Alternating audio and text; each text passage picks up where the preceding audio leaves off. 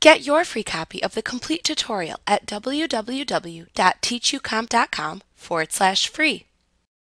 The stroke command lets you paint a colored border around a selection or layer in Elements. To perform this command, first make a selection to stroke in the image. To stroke an entire layer, select the layer to stroke within the Layers panel. Then select Edit, Stroke Outline Selection from the menu bar.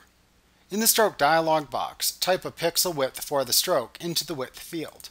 You can click the Color Sample to launch the Color Picker dialog box to select the color of the stroke.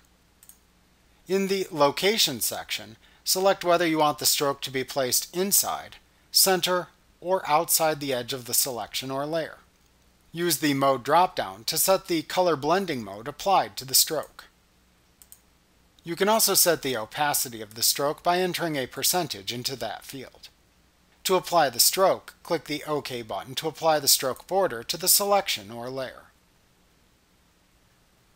Like what you see? Pick up your free copy of the complete tutorial at www.teachucomp.com/free.